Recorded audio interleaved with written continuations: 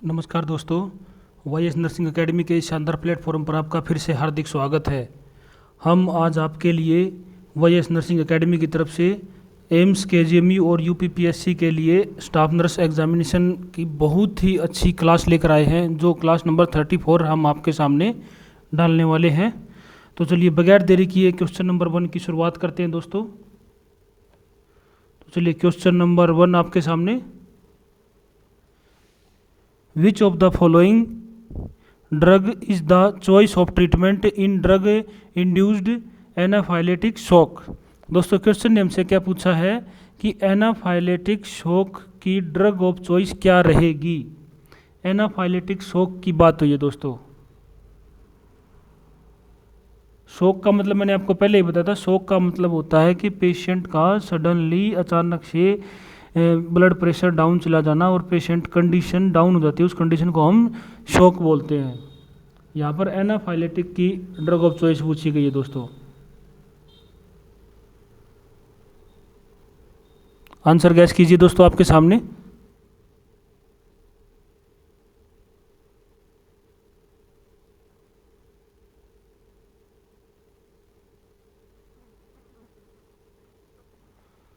Anaphylactic shock की यहाँ पर ड्रग ऑफ चॉइस दोस्तों बनती है आपके सामने ऑप्शन बी, एड्रेलिन, एडीआर। चलिए दोस्तों क्वेश्चन नंबर सेकंड आपके सामने। Guthrie test can be used for the diagnose of. दोस्तों क्वेश्चन ने हमसे क्या पूछा है?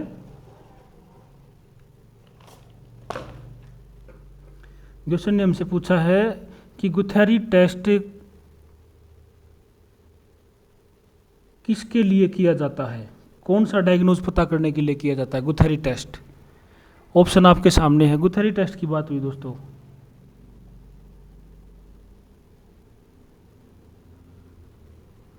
गुथेरी टेस्ट किस बीमारी को पता करने के लिए किया जाता है? आंसर गैस कीजिए दोस्तों। तो आंसर है दोस्तों आपके सामने फेनाइल कीटोयूरिया, फेनाइल कीटोन यूरिया।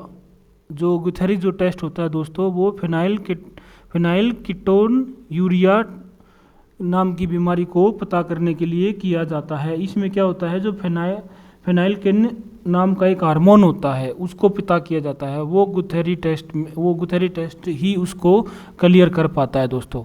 तो चलिए नेक्स्ट क्वेश्चन नंबर 3 आपके सामने। बड़ा ही मज़ेदार क्वेश्चन है दोस्तों। The nurse is teaching A group of patient can attendance about infection control measures. दोस्तों क्वेश्चन ने हमसे क्या पूछा है? क्वेश्चन ने हमसे पूछा है कि नर्स ग्रुप में एक पेशेंट को टीच कर रही है, यानी पेशेंटों का एक ग्रुप है, एडमिट है काफ़ी सारे पेशेंट, उसमें पेशेंट को टीच कर रही है इन्फेक्शन कंट्रोल के बारे में। यानी एक हॉस्पिटल के अंदर, एक वार्ड के अंदर काफ़ी सारे पेशेंट हैं और नर्स टीच कर रही है कि इन्फेक्शन कंट्रोल के बारे में बता रही है। तो फर्स्ट लाइन इंटरवेंशन क्या रहेगा ग्रुप का, यानी कि इन्फेक्शन को कंट्रोल करने के लिए। यानी क्वेश्चन ने हमसे पूछा है कि इन्फेक्शन कंट्रोल करने के लिए हॉस्पिटल के अंदर फर्स्ट प्रायोरिटी किस यूज में आती है दोस्तों। बड़ा ही आसान क्वेश्चन दोस्तों आपके सामने। आंसर गैस कीजिए। तो आंसर बनता है दोस्तों आपके सामने ऑप्शन सी, हैंड हाइजीन। यानी सबसे पहले आप हॉस्पिटल के अंदर अगर किसी भी पेशेंट को आप इन्फेक्शन से बचाना चाहते हो तो हैंड हाइजीन सबसे फर्स्ट प्रायोरिटी, सबसे पहले होती है दोस्तों। तो चलिए नेक्स्ट क्वेश्चन नंबर 4 आपके सामने। Lecithin and sphingomyelin ratio is done to assess the maturity of which of the following. दोस्तों क्वेश्चन ने हमसे क्या पूछा है? क्वेश्चन ने पूछा है कि जो लेसिथिन और स्पाइनगोमाइलिन का जो रेशियो है वो किसकी मैच्योरिटी चेक करने के लिए असेस किया जाता है। जो आपके सामने जो दो ऑप्शन दिए हुए हैं, लिसिथिन एंड स्पिनगोमाइलिन, ये जो दोनों जो ऑप्शन आपके सामने हैं, ये इनका रेशियो बताना है और किसके लिए किया जाता है। वो रेशियो किसकी मैच्योरिटी पता करने के लिए जाता है, लंग्स की, फीटल सर्कुलेशन की, ब्रेन की या रेस्पिरेशन की।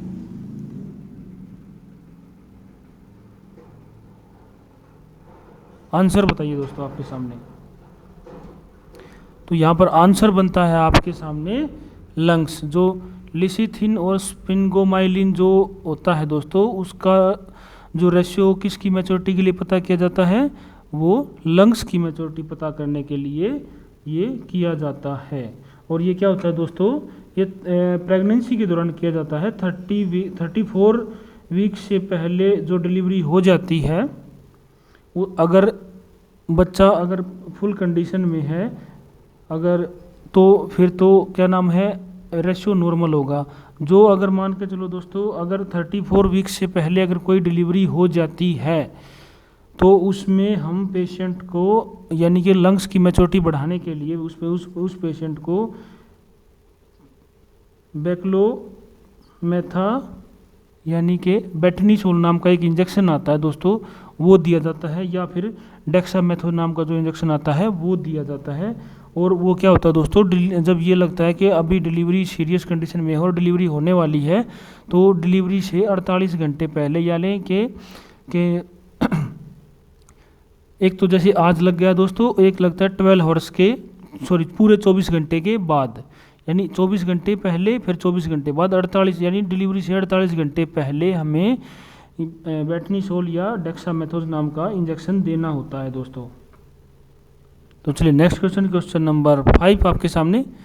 The baby friendly hospital inactive was formed for. दोस्तों क्वेश्चन नेम से क्या पूछा है,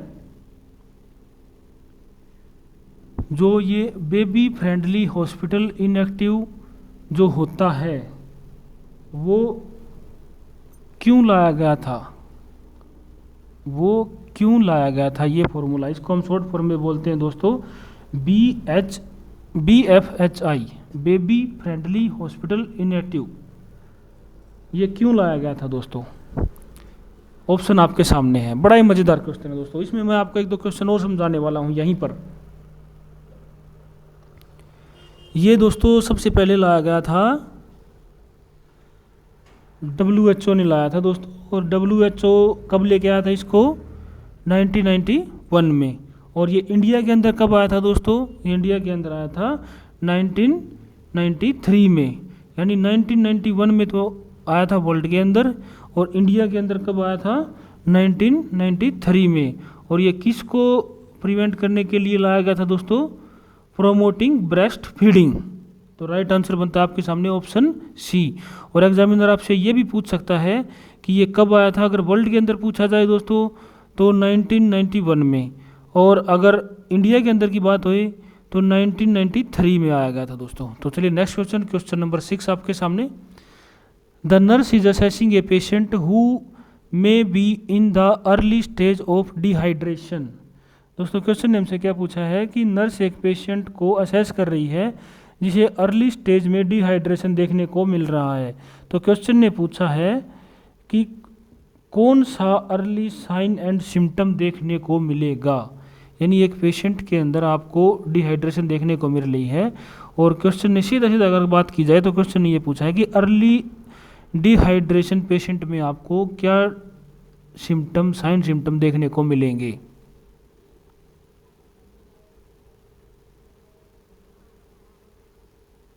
आंसर गैस कीजिए दोस्तों।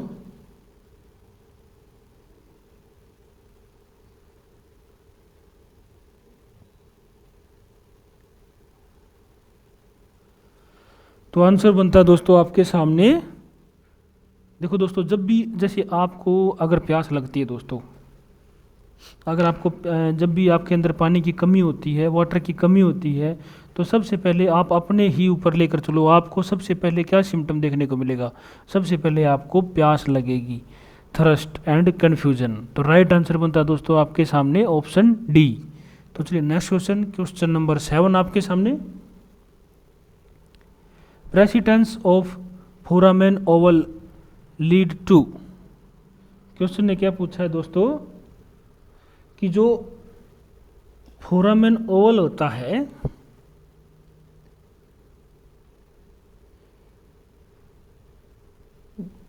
ये होता है दोस्तों, फोरामेन ओवल की बात की जाती है दोस्तों। फोरामेन ओवल, जो फोरामेन जो ओवल होता है दोस्तों, वो प्रेगनेंसी के कंप्लीट होने के बाद भी ये कंडीशन अगर किसी पेशेंट में रह जाती है तो उसको हम प्रेसिडेंस ऑफ फोरामेन ओवल बोलते हैं।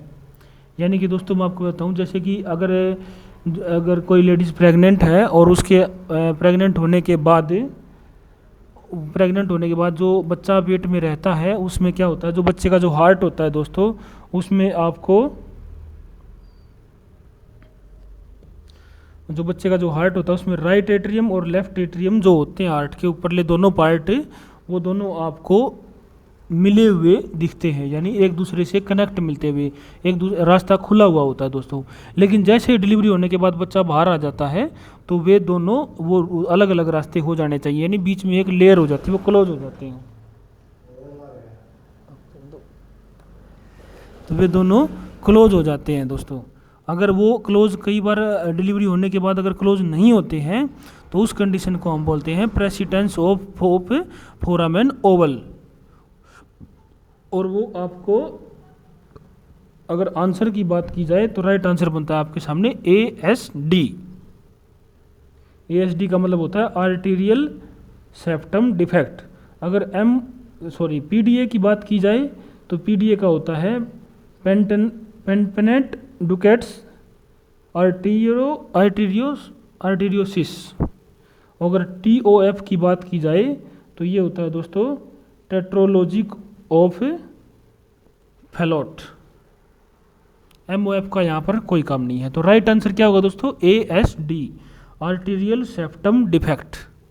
तो चलिए next question, question number 8, which diet would be most important for a patient with ulcerative colitis. दोस्तों क्वेश्चन ने हमसे क्या पूछा है, क्वेश्चन ने हमसे पूछा है कि एक पेशेंट है जिसको अल्सरेटिव कोलाइटिस नाम की बीमारी है, तो उसको आप कौन सी डाइट एडवाइज करोगे, कौन सी डाइट उसके लिए सही रहेगी, लो फैट वाली या लो रेड्यूस डाइट या low calorie diet, low calorie diet या हाई फाइबर डाइट, कौन सी डाइट दोगे जो अल्सरेटिव कोलाइटिस वाला जो पेशेंट है दोस्तों। इसमें क्या होता है दोस्तों, कोलोन का इन्फ्लामेशन हो जाना, उसको हम बोलते हैं अल्सरेटिव कोलाइटिस। इसमें कोलोन का इन्फेक्शन बढ़ जाता है, और जब कोलोन्स का इन्फेक्शन बढ़ता है दोस्तों तो उस पेशेंट में हम हमेशा लो रेसिड्यू डाइट देते हैं, यानी कि ऑप्शन B। तो चलिए next question, question number 9, McEwen sign is an indicate of. दोस्तों क्वेश्चन ने क्या पूछा है, जो मैकवेन जो साइन है वो कहाँ देखने को मिलता है। मैकवेन साइन दोस्तों मैं आपको बता देता हूँ, शायद आपने इस क्वेश्चन को पहले ना पढ़ा हो। ये क्वेश्चन हम आपके लिए बहुत ही ज़बरदस्त क्वेश्चन लेकर आए हैं, और ऐसे ऐसे क्वेश्चन दिल्ली एम्स में पूछे जा सकते हैं। ये क्वेश्चन आज से पहले नहीं पूछा गया है, लेकिन ये क्वेश्चन मैं आपको गारंटी के हिसाब से कहता हूँ कि ये UPPSC या एम्स या KGMU कहीं पर भी पूछा जा सकता है ये क्वेश्चन। और ये साइन आपको कहाँ देखने को मिलता है, हाइड्रोसेफेलस के पेशेंट के अंदर आपको ये देखने को मिल सकता है। और इसमें क्या होता है दोस्तों, जो मैकवेन साइन होता है ये क्रैक पोट लाइक साउंड, यानी जो इसमें क्या होता है, हेड की साइज बढ़ जाएगी, और इसमें क्या होगा, एलिवेटेड वेन, यानी हेड के ऊपर आपको हेड पर सूजन दिखेगी, उसमें आपको हेड के अंदर वेन एलिवेटेड दिखेंगी। मैकवेन साइन ये बच्चों में देखने को मिलता है आपको दोस्तों। ये पीडिया का क्वेश्चन है, ये आपको बच्चों में देखने को मिलेगा। इसमें जो हाइड्रोसेफेलोसिस होता है, यानी जो हमारा ब्रेन होता है, इसके अंदर आपको सूजन सी दिखाई देगी और उसमें वेन एलिवेटेड हो जाती हैं दोस्तों, उसको हम बोलते हैं क्रैक पोट लाइक साउंड। तो क्यों मैकवेन साइन कहाँ देखने को मिला, हाइड्रोसेफेलोसिस के अंदर। तो चलिए नेक्स्ट क्वेश्चन, क्वेश्चन नंबर 10, और इस सीरीज का सबसे ज़बरदस्त क्वेश्चन और लास्ट क्वेश्चन, दिल्ली एम्स के लिए ये क्लास बहुत ही इंपॉर्टेंट होने वाली दोस्तों। तो क्वेश्चन है, एक gestational trophoblastic disease is known as. दोस्तों क्वेश्चन ने क्या पूछा है कि गैस्ट्रेशनल ट्रोफोब्लास्टिक नाम की बीमारी होती है दोस्तों, उसको हम दूसरा एक और नाम लेते हैं, वो किस नाम से जानी जाती है दोस्तों? जो गैस्ट्रेशनल ट्रोफोब्लास्टिक जो होता है दोस्तों, वो क्या होता है? प्रेग्नेंट फीमेल के अंदर, यूट्रस के अंदर एबनॉर्मल ग्रोथ देखने को मिलती है। यानी जो प्रेग्नेंट वुमेन है उसके अंदर एक बच्चा है, गोलगप्पा है, उसके यूट्रस की जो एबनॉर्मल जो ग्रोथ होती है, एबनॉर्मल जो ग्रोथ देखने को मिलती है, उसको हम बोलते हैं गैस्ट्रेशनल ट्रोफोब्लास्टिक डिजीज। और इसका दूसरा नाम क्या होता है दोस्तों? इसका दूसरा नाम है आपके सामने हाइडिटी फोरम मोल। ये इसको हम क्या नाम देते हैं? Abnormal uterus growth. और एक्लेम्सिया हम इस नाम को नहीं देंगे। हाइपरमेसिस ग्रेविडम मैंने आपको पहले भी बताया था, प्रेगनेंसी के दौरान ज़्यादा वोमिटिंग आना। और प्री एक्लेम्सिया और एक्लेम्सिया में क्या फ़र्क होता है दोस्तों? प्री एक्लेम्सिया में बीपी का बढ़ जाना, और एक्लेम्सिया में क्या होता है? एक्लेम्सिया में बीपी तो बढ़ता ही बढ़ता है, लेकिन साथ में पेशेंट को सीजर और देखने को मिलते हैं, उसको हम एक्लेम्सिया बोलते हैं। और प्री एक्लेम्सिया में खाली बीपी बढ़ता है दोस्तों, प्रेगनेंसी के दौरान की बात है। तो चलिए दोस्तों, ये वाईएस नर्सिंग एकेडमी की तरफ से क्लास नंबर 34 थी। कल हम आपके लिए क्लास नंबर 35 लेकर आएंगे। हम पहले आपको क्लास दे नहीं पाए दोस्तों, 2-3 दिन तक थोड़ा सा कुछ प्रॉब्लम थी, हम कहीं बाहर गए हुए थे कुछ फैमिली प्रॉब्लम की वजह से, इसलिए हम आपको नेक्स्ट क्लास हम 3 दिन से अवेलेबल नहीं करा पाए हैं। अब हम आपको डेली रूटीन में क्लास देंगे। तो कल हम आपको मिलते हैं दोबारा इसी प्लेटफॉर्म पर, वाईएस नर्सिंग एकेडमी पर। तो चलिए दोस्तों, थैंक यू दोस्तों। क्लास को ध्यान से पढ़ें और ज़्यादा से ज़्यादा शेयर करें।